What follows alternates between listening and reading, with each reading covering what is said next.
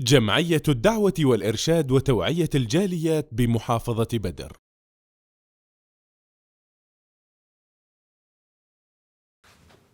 আসসালামু আলাইকুম রহমতুল্লাহি ওবারাকাত।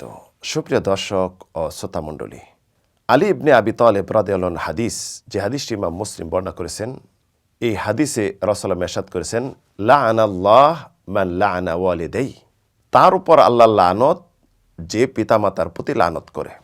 এখানে আল্লাহ রাব্বুল আলামিনের লানত এর মানে কি? আল্লাহ রাব্বুল আলামিনের রহমত থেকে, দয়া থেকে, তার ক্ষমা থেকে বঞ্চিত হওয়া। কেউ যদি আল্লাহর ক্ষমা থেকে, রহমত থেকে, দয়া থেকে বঞ্চিত হলো, তার আর কি বাকি রইল? কিছুই রইল না। দুনিয়া আখিরাত উভয়কালে সে ধ্বংস। অন্যায়টা কি?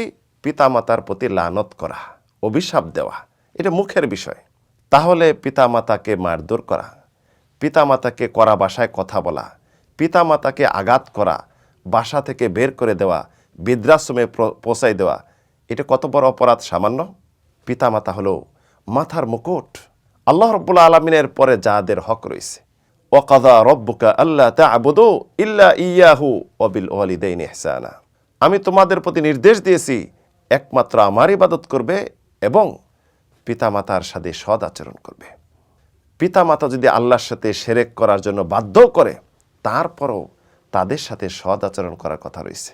আল্লাহ রাব্বুল আলামিন ইরশাদ করেছেন, ওয়া ইন জাহাদাকা আলা আন তুশরিকা বি মা লাইসা লাকা বিহি ইলম ফালা তুতি'হুমা ওয়া সাহিবহুমা ফিদ দুনিয়া মারুফা, যদি তোমাকে তোমার পিতামাতা বাধ্য করে আমার সাথে শিরক করতে, অন্যকে অংশীদার করতে, যেটা সবচেয়ে বড় পাপ, যে বিষয়ে তোমার জ্ঞান নেই, এই বিষয়ে তুমি তাদের কথা শুনবে না, তবে দুনিয়াতে তাদের সাথে সৎ আচরণ করে যাবে।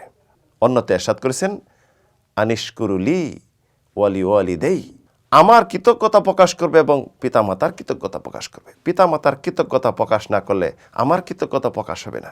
অন্যতে ইরশাদ করেছেন, ওয়া ওয়াসাইনাল ইনসানা বিওয়ালিদাই, অর্থাৎ আমি নির্দেশ দিয়েছি তোমাদের পিতামাতার সাথে সদাচরণ করার জন্য। রাসূল সাল্লাল্লাহু আলাইহি ওয়াসাল্লামকে জিজ্ঞাসা করা হলো, আইয়ুল আমাল আফদাল, সবচেয়ে উত্তম কাজ কি? বললেন, বিররুল ওয়ালিদাইন, পিতামাতার সাথে সদাচরণ করা। অন্যত্রে সবচেয়ে বড় কবিরা গুনাহ কি? রাসূলুল্লাহ বলেন, উকুকুল ওয়ালিদাইন, পিতামাতার অবাধ্য হওয়া। পিতামাতার অবাধ্য হওয়া, পিতামাতার সাথে অসৎ আচরণ করা, পিতামাতাকে গালি দেওয়া, পিতামাতাকে লানত করা, এটি সবচেয়ে বড় পাপ। যে ব্যক্তি করবে সবচেয়ে বড় গুনাহগার, সবচেয়ে বড় মুজরিম। দুনিয়া আখিরাত তার জন্য উভয় ধ্বংস। রাসূল সাল্লাল্লাহু আলাইহি ওয়াসাল্লাম বললেন, মিনাল কাবায়ের আইয়াশতুমুর রাজুল ওয়ালিদাই, কবিরা গুনার মধ্যে একটি গুনাহ হলো যে পিতামাতাকে গালি দেওয়া। সাহাবীরা অবাক হয়ে গেলেন, পিতামাতাকে কেউ গালি দেয়? রাসূলুল্লাহ বলেন, হ্যাঁ, ইয়াসুব্বু আবার রাজুল ফায়াসুব্বু আবাহু, কেউ যদি কার বাবা মাকে গালি দেয়, সে তখন তার বাবা মাকে গালি দেয়। ওয়াসুব্বু উম্মাহু ওয়াসুব্বু উম্মাহু, এবং কেউ যদি অন্যের মাকে গালি দেয়, সে তার মাকে গালি দেয়। অর্থাৎ অন্যের বাবাকে যদি গালি দিলেন, আপনার বাবার উপরই গালিটা পড়বে।